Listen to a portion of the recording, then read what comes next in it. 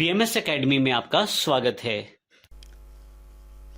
इस सेशन में हम बात करेंगे MS DOS के बारे में। माइक्रोसॉफ्ट डोस का अर्थ है disk operating system. Disk operating system का प्रयोग सबसे पहले IBM PC में 1981 में किया गया। MS DOS की खास बात यह है कि इसमें किसी तरह का माउस, किसी तरह के विंडोज़ बॉक्सेस या किसी तरह की मेन्यू या टैब्स अवेलेबल नहीं होते, अर्थात किसी भी तरह का ग्राफिकल एलिमेंट नहीं होता, परंतु फिर भी ये बहुत ही यूज़फुल रहता है। इस ऑपरेटिंग सिस्टम की खास बात यह है कि हम इसको जो कमांड्स दे सकते हैं वो कीबोर्ड के साथ दे सकते हैं। इसके साथ ही यह सिंगल टास्किंग ऑपरेटिंग सिस्टम है, अर्थात यह एक समय पर एक ही प्रोग्राम को करता है। आइए अब हम डोस की और जानकारी लेते हैं। डोस कमांड्स को आप आज भी विंडोज 10 में भी प्रयोग कर सकते हैं, परंतु इसके लिए आपको कमांड प्रॉम्प्ट की आवश्यकता रहती है।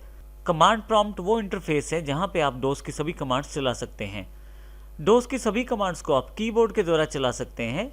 कमांड प्रॉम्प्ट की यदि बात करें तो कुछ नीचे दिए गए चित्र के अनुसार कमांड प्रॉम्प्ट आपके पास विंडोज़ में अवेलेबल रहता है। हम आने वाले सेशन में देखेंगे कि किस प्रकार हम कमांड प्रॉम्प्ट को खोल सकते हैं।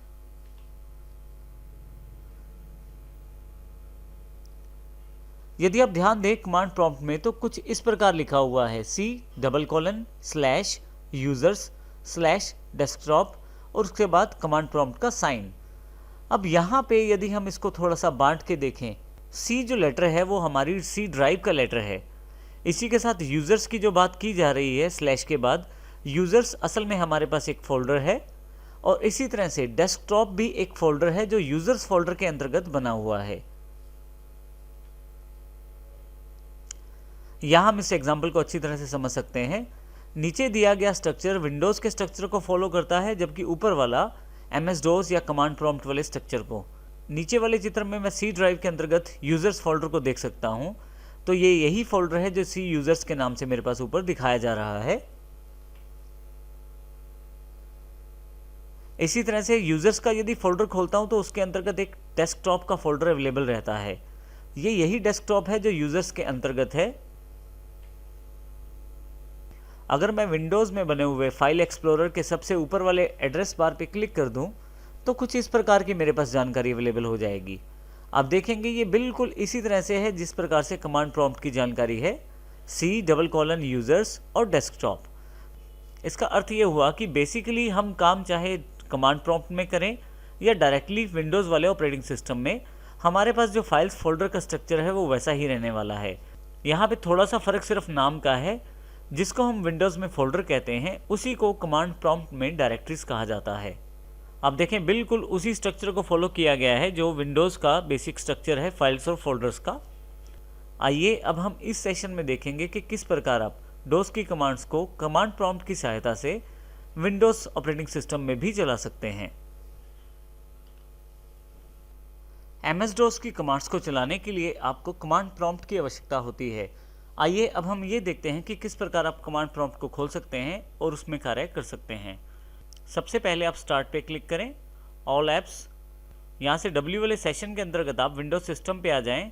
यहाँ आपके पास कमांड प्रॉम्प्ट अवेलेबल है। मैं यहाँ क्लिक कर लेता हूँ इसे, तो आप देखेंगे कि मेरे पास कमांड प्रॉम्प्ट अवेलेबल हो गया है। आप इसको search the web and Windows वाले टेक्स्ट बॉक्स से भी खोज सकते हैं। इसके लिए मैं इसे यहाँ से क्लोज कर देता हूँ। यहाँ पर मैं टाइप कर देता हूँ कमांड। अभी मेरी कमांड पूरी नहीं हुई है, लेकिन बेस्ट मैच में मेरे पास कमांड प्रॉम्प्ट अवेलेबल हो गया है एक डेस्कटॉप ऐप के रिजल्ट के रूप में। मैं यहाँ इसे क्लिक कर देता हूँ। आप देखेंगे कि आपके पास कमांड प्रॉम्प्ट जो है वो अवेलेबल हो गया है। आइए अब हम देखते हैं कि किस प्रकार इस कमांड प्रॉम्प्ट से हम डोस की कमांड्स को रन कर सकते हैं और किस प्रकार इसका प्रयोग कर सकते हैं। सबसे पहले हम ये देखते हैं कि विंडोज़ के फोल्डर अर्थात डोस की डायरेक्टरीज में कैसे हम आ या जा सकते हैं, अर्थात किस प्रकार हम डायरेक्टरी चेंज कर सकते हैं। देखिए सबसे पहले यहाँ पे C में मैं C ड्राइव में हूँ यूज़र्स फोल्डर के अंतर्गत, और बेस्टो आगे मेरे पास एक और फोल्डर है जो यूज़र्स का फोल्डर है। देखिए यहाँ पे मैं C ड्राइव के अंतर्गत यूज़र्स के अंतर्गत बेस्टो यूज़र के अंतर्गत काम कर रहा हूँ। यहाँ छोटा सा एक प्रॉम्प्ट है, तो यहाँ पे आप कीबोर्ड से टाइप कर सकते हैं सभी कमांड्स को। आइए सबसे पहले हम ये देखते हैं कि किस प्रकार हम एक ड्राइव से दूसरी ड्राइव पर जा सकते हैं। यदि आपको एक ड्राइव से दूसरी ड्राइव पर जाना है तो उसके लिए आपको उस ड्राइव का लेटर, जैसे कि मैंने F और शिफ्ट के साथ डबल कॉलन। अब यदि मैं एंटर कर देता हूं तो आप देखेंगे कि यहाँ पे सी ड्राइव से निकल के मैं एफ ड्राइव में शिफ्ट कर चुका हूँ। फिर से यदि सी पे जाना है तो सी डबल कॉलन और एंटर। आप देखेंगे फिर से वापस उसी पर्टिकुलर डायरेक्टरी पे मैं आ गया हूँ। सी ड्राइव पर मेरा ऑपरेटिंग सिस्टम इंस्टॉल है, तो मैं सी ड्राइव पे काम ना करके मैं एफ ड्राइव पे काम करना चाहता हूँ। तो इसके लिए मैं फिर से एफ ड्राइव को सिलेक्ट कर लेता हूँ यहाँ से और डबल कॉलन एंटर कर देता हूँ, तो मैं एफ ड्राइव पर आ जाता हूँ। आइए सबसे पहले हम देखते हैं कि विंडोज़ के फाइल एक्सप्लोरर में एफ ड्राइव में क्या क्या कंटेंट पड़ा है। मैं यहाँ से फाइल एक्सप्लोरर क्लिक कर लेता हूँ, एफ ड्राइव पे क्लिक कर लेता हूँ। आप देखेंगे यहाँ पे मेरे पास दो फोल्डर हैं एफ ड्राइव के अंतर्गत, एक्स्ट्रा और फर्स्ट। मान लीजिए मुझे फर्स्ट फोल्डर को अंतर्गत काम करना है, तो मैं फर्स्ट फोल्डर के अंतर्गत आना चाहता हूँ। विंडोज़ में जहाँ आप डबल क्लिक करते हैं वहीं पे आपको डोज में एक कमांड का प्रयोग करना पड़ेगा। कमांड का नाम है cd अर्थात चेंज डायरेक्टरी। यहाँ मैं cd और जो मेरे फोल्डर का नाम है वो दे दूंगा, जो कि फर्स्ट है। जैसे ही मैं एंटर करता हूँ आप देखेंगे कि मैं उस फर्स्ट फोल्डर में आ चुका हूँ। ये जानकारी मुझे F के आगे स्लैश के साथ फर्स्ट लिखा हुआ है यहाँ से मिल रही है। इसके बाद अगर कोई और फोल्डर है तो CD करके मैं उस फोल्डर में भी जा सकता हूँ। जैसे यहाँ पे मैं फाइल एक्सप्लोरर में फर्स्ट पे डबल क्लिक करके देखूँ तो कंप्यूटर फाइल्स के नाम से एक फोल्डर अवेलेबल है, तो यहाँ पे मैं वापस आ जाता हूँ और CD कंप्यूटर फाइल्स कर सकता हूँ। परंतु देखिए यहाँ पे यदि आप किसी डायरेक्टरी के फोल्डर्स का नाम टाइप करना चाहते हैं तो उसका सबसे आसान तरीका टैब है। आप टैब का बटन दबाएं, आप देखेंगे कि वहाँ पे आपके पास उस फोल्डर का नाम आ गया है। यहाँ मैं CD टाइप करके स्पेस दे देता हूँ और टैब का बटन प्रेस करता हूँ। अब देखेंगे यहाँ पे CD कंप्यूटर फाइल्स यहाँ से ऑटोमेटिकली ही आ गया है। यहाँ मैं एंटर करता हूँ। अब देखें आप F ड्राइव में फर्स्ट फोल्डर के अंतर्गत कंप्यूटर फाइल्स वाले फोल्डर में हैं। अब इस प्रकार से हम फोल्डर को चेंज कर सकते हैं, एक फोल्डर से दूसरे फोल्डर में जा सकते हैं। ये बात सिर्फ आगे जाने की है। यदि आप उस फोल्डर से बाहर निकलना चाहते हैं अर्थात फिर से फर्स्ट फोल्डर में आना चाहते हैं, तो उसके लिए आपके पास कमांड है cd डॉट। cd डॉट का यूज़ करके मैं एक स्टेप बैक अर्थात एक लेवल ऊपर आ जाऊंगा। जैसे ही मैं एंटर करता हूं आप देखेंगे कि मैं फर्स्ट में वापस आ गया हूं। फिर से उसी फोल्डर में जाने के लिए फिर से CD और मैं टैब प्रेस करके उस फोल्डर के नाम का प्रयोग कर लेता हूं, एंटर करता हूं, तो देखिए फिर से उस पर्टिकुलर फोल्डर में मैं आ चुका हूं। cd डॉट करके आप एक स्टेप पिछले वाले फोल्डर में जा सकते हैं, लेकिन यदि CD स्लैश करें तो आप डायरेक्टली रूट डायरेक्टरी पे जा सकते हैं। देखें कुछ ऐसे, मैं डायरेक्टली F ड्राइव पे वापस आ गया हूं। मुझे step by step directory by directory वापस आने की जरूरत नहीं है। CD स्लैश से डायरेक्टली मैं रूट डायरेक्टरी पे वापस आ सकता हूं। यहाँ पे रूट डायरेक्टरी मेरे पास F ड्राइव है। इस प्रकार मैं CD और CD स्लैश कमांड का प्रयोग कर सकता हूँ। इसके अतिरिक्त मैं यहाँ एक इम्पोर्टेंट बात शेयर करना चाहता हूँ। आपको किसी भी कमांड के साथ काफ़ी सारे ऑप्शंस मिलते हैं डोस में। सभी ऑप्शन जानने के लिए आपके पास सबसे अच्छा तरीका है उस कमांड की हेल्प को प्रयोग करना। किसी भी कमांड की हेल्प को प्रयोग करने के लिए आप उस कमांड का नाम लिखें, जैसे CD स्लैश टाइप करें और फिर क्वेश्चन मार्क का साइन टाइप करें। जैसे ही आप एंटर करेंगे आप उस कमांड से रिलेटेड सभी प्रकार की हेल्प देख पाएंगे। जैसे कि देखें हमारे पास यहाँ पे चेंज द करंट डायरेक्टरी का ऑप्शन है और यहाँ पे काफ़ी सारी इन्फॉर्मेशन है कि किस प्रकार से आप उस कमांड का प्रयोग कर सकते हैं, किस प्रकार के कमांड के साथ कौन कौन से करैक्टर से क्या क्या प्रयोग किया जा सकता है। इसके बारे में अभी और भी जानकारी है, नीचे की तरफ यहाँ पे दिया गया है। प्रेस एनी की टू कंटिन्यू, जैसे ही प्रेस करता हूँ तो उससे आगे की जानकारी मेरे पास दिखाई जाएगी। तो इस प्रकार मैं किसी भी कमांड का हेल्प ले सकता हूँ। हेल्प लेने के लिए मुझे केवल उस कमांड का नाम लिखना है, स्लैश के बाद आपको क्वेश्चन मार्क का प्रयोग करना है। आप उस कमांड की हेल्प देख सकते हैं। अब यहाँ पे एक कमांड और मैं प्रयोग करना चाहूँगा। आप देखेंगे कि स्क्रीन मेरे पास काफ़ी सारे टेक्स्ट से भर गई है और अब मैं चाहता हूँ अपनी स्क्रीन को साफ करना। तो मेरे पास एक कमांड है CLS अर्थात क्लियर स्क्रीन। CLS का प्रयोग करते ही आप देखेंगे कि मेरी जो स्क्रीन है, कमांड प्रॉम्प्ट की स्क्रीन जो है वो बिल्कुल साफ हो गई है और F प्रॉम्प्ट मेरे पास वापस आ गया है। कमांड प्रॉम्प्ट से आप नए फोल्डर्स को भी बना सकते हैं या नई डायरेक्टरीज भी बना सकते हैं। इसके लिए हमारे पास कमांड है MD अर्थात मेक डायरेक्टरी। मैं MD को जैसे ही यहाँ टाइप करता हूँ और इसके साथ मैं नाम लिख सकता हूँ उस फोल्डर का जिसको मैं बनाना चाहता हूँ या उस डायरेक्टरी का जिसको मैं बनाना चाहता हूँ। जैसे यहाँ मैं सेकंड टाइप कर देता हूँ और एंटर कर देता हूँ। अब देखेंगे कि स्क्रीन में तो कुछ नहीं आया, लेकिन मेरे पास यहाँ पे 2 फोल्डर्स बन चुके हैं। ये जानकारी मैं अपने फाइल एक्सप्लोरर से ले सकता हूँ। जैसे ही F ड्राइव पे क्लिक करता हूँ, अब देखेंगे कि फर्स्ट फोल्डर मेरे पास अवेलेबल था, यहाँ पे एक सेकंड फोल्डर भी अवेलेबल हो गया है। इसी तरह से मैं एक और फोल्डर बना देता हूँ MD थर्ड और एंटर कर देता हूँ। तो इस प्रकार आप देखेंगे कि आपने डायरेक्टरी को बना लिया है और आप इन डायरेक्टरीज को बनाने के लिए MD कमांड का प्रयोग कर सकते हैं। आपके पास कितनी डायरेक्टरीज हैं एक डायरेक्टरी के अंतर्गत या एक ड्राइव के अंतर्गत, इसकी जानकारी आप dir कमांड से ले सकते हैं। मैं यहाँ dir टाइप करता हूँ। जैसे ही एंटर करता हूँ, उस पर्टिकुलर ड्राइव या डायरेक्टरी के अंतर्गत जितने भी फोल्डर्स हैं या फाइल्स हैं, उनकी जानकारी मेरे पास यहाँ अवेलेबल हो जाएगी। आप देखेंगे कि यहाँ F ड्राइव की जानकारी है।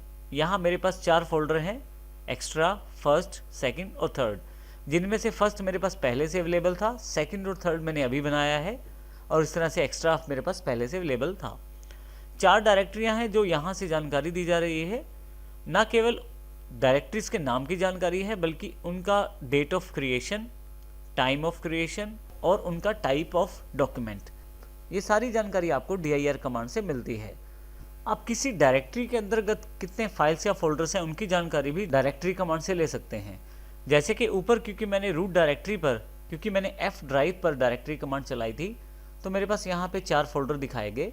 अब मान लीजिए मैं एक्स्ट्रा फोल्डर जो है उसके अंदर काफ़ी सारी डायरेक्टरीज हैं। अब मान लीजिए मैं एक्स्ट्रा फोल्डर के अंतर्गत देखना चाहता हूँ कि उसमें कितनी डायरेक्टरीज हैं, तो ये भी मैं देख सकता हूँ। इसके लिए मुझे dir टाइप करना है, स्पेस एक्स्ट्रा।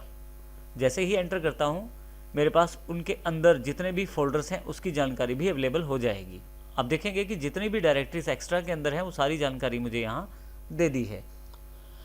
परंतु मान लीजिए इन डायरेक्टरीज के आगे की सब डायरेक्टरीज की जानकारी भी मैं चाहता हूँ, अर्थात एक्स्ट्रा फोल्डर के अंतर्गत जितने फोल्डर हैं उनके आगे जितने सब फोल्डर हैं उनकी जानकारी भी चाहता हूँ। इसके लिए आपको डायरेक्टरी कमांड के साथ /s और फिर उस डायरेक्टरी का नाम जिसके बारे में आप जानना चाहते हैं। S का मतलब इसके सब डायरेक्टरी से है, अर्थात एक ड्राइव, एक डायरेक्टरी या एक फोल्डर के अंतर्गत जितनी आगे फोल्डर बने हुए हैं उन सब की जानकारी, चाहे वो किसी दूसरे फोल्डर के अंतर्गत ही क्यों ना बने हों। जैसे ही यहाँ मैं एंटर करता हूँ, आप देखेंगे कि स्क्रीन काफ़ी जल्दी से स्विचिंग कर रहा है। असल में क्या है कि काफ़ी सारा कंटेंट है, काफ़ी सारे डायरेक्टरी के अंदर डायरेक्टरीज हैं जिनको ये कमांड प्रॉम्प्ट मुझे दिखाना चाहता है, परंतु ज़्यादा होने की वजह से फटाफट ये स्लाइड कर रहा है ऊपर की तरफ। आप चाहें तो यहाँ से बैक करके देख सकते हैं सभी फाइल्स या फोल्डर को जो इसने दिखाई हैं। परंतु इसके अलावा भी एक आसान तरीका है ये देखने का। यदि आपके पास फाइल स्ट्रक्चर काफ़ी बड़ा है तो आप इसको आसानी से कुछ कमांड्स का प्रयोग करके ले सकते हैं। जैसे डायरेक्टरी के साथ में यहाँ पे सब डायरेक्टरीज, फिर उसके साथ में उसको पेज वाइज देखना चाहता हूँ तो P टाइप कर देता हूँ, और साथ ही यहाँ पे आगे उस फोल्डर का नाम जिसको मैं देखना चाहता हूँ। जैसे ही मैं एंटर करता हूँ, अब की बार आप देखें कि स्टेप बाय स्टेप आपको जानकारी दी जाएगी। जैसे कि यहाँ पे पहले एक्स्ट्रा फोल्डर के अंतर्गत फोल्डर्स की जानकारी, फिर उसके बाद इंटेल ग्राफिक्स मीडिया एक्सीलेटर एक फ़ोल्डर है उसके फोल्डर्स की जानकारी, फिर उनके अंदर एक फ़ोल्डर और है 7-8 समथिंग, जैसे यहाँ पे देख रहे हैं अब ये वाला फ़ोल्डर, फिर उसकी जानकारी। और फाइनली आपके पास क्योंकि इससे बड़ी स्क्रीन नहीं है तो यहाँ पे प्रेस एनी की टू कंटिन्यू का कमांड है और कर्सर यहाँ नीचे की तरफ ब्लिंक कर रहा है। जैसे ही मैं यहाँ दोबारा एंटर करता हूँ, फिर उससे आगे की डायरेक्टरीज की जानकारी। अब मैं यहाँ एंटर करता चला जाऊँगा तो स्टेप बाय स्टेप मुझे सभी डायरेक्टरीज की जानकारी मिलती चली जाएगी, जब तक कि सभी डायरेक्टरीज का स्ट्रक्चर मेरे सामने नहीं आ जाता। इस प्रकार आप प्रेस एनी की टू कंटिन्यू का प्रयोग करते हुए सभी डायरेक्टरीज को देख सकते हैं। यहाँ मैं CLS अर्थात क्लियर स्क्रीन का प्रयोग करके फिर से अपनी स्क्रीन को साफ कर लेता हूँ। आप डायरेक्टरीज को किसी दूसरी डायरेक्टरी के अंदर MD कमांड द्वारा डायरेक्ट भी बना सकते हैं। इसका अर्थ ये हुआ कि यदि मैं किसी दूसरी सब डायरेक्टरी के अंदर किसी फाइल या फोल्डर को बनाना चाहता हूँ तो यहीं रूट डायरेक्टरी पे बैठे ही बना सकता हूँ। इसके बाद जहाँ पे मैं डायरेक्टरी बनाना चाहता हूँ वो पाथ यहाँ पे टाइप करूँगा, जैसे कि फर्स्ट के अंतर्गत // इम्पोर्टेंट का एक फोल्डर मुझे बनाना है। तो यहाँ पे मैं डायरेक्टली फर्स्ट के अंदर इंपॉर्टेंट का एक फ़ोल्डर बनाना चाहता हूँ। जैसे ही एंटर करता हूँ, अब यहाँ पे यदि मैं फाइल एक्सप्लोरर पे जाऊँ, F ड्राइव पे क्लिक करूँ, फर्स्ट पे क्लिक करूँ, तो आप देखेंगे इंपॉर्टेंट के नाम से यहाँ पे फोल्डर एक क्रिएट हो गया है। इस प्रकार किसी भी डायरेक्टरी में मैं सीधे ही उस फोल्डर को बना सकता हूँ, बस मुझे पाथ देने की ज़रूरत है, जिस प्रकार से मैंने यहाँ पे किया है। आप यहाँ से बेसिक टेक्स्ट फाइल्स भी बना सकते हैं डोज मोड के द्वारा। इसके लिए मेरे पास कमांड है एडिट या कॉपीकॉन।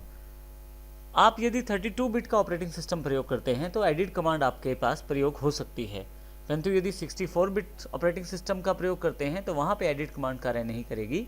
जैसे कि यहाँ पे मैं एडिट कमांड टाइप करना शुरू करता हूँ और उस फाइल का नाम देना चाहता हूँ जिस फाइल को मैं बनाना चाहता हूँ। मैं यहाँ पे myfile.txt कर देता हूँ, एंटर करता हूँ, लेकिन एडिट कमांड अवेलेबल नहीं है, उसकी जानकारी यहाँ आपके स्क्रीन पे है। तो इसके लिए मैं यहाँ पे एडिट की जगह कॉपीकॉन कमांड का प्रयोग कर सकता हूँ अपनी फाइल बनाने के लिए। कॉपीकॉन के बीच में स्पेस है और यहाँ पे मैं myfile.txt टाइप कर देता हूँ। जैसे ही यहाँ मैं एंटर करता हूँ, आप देखेंगे कि कर्सर नीचे की तरफ आ गया है। अब मैं यहाँ कुछ भी टाइप कर सकता हूँ इस फाइल के अंतर्गत, जैसे कि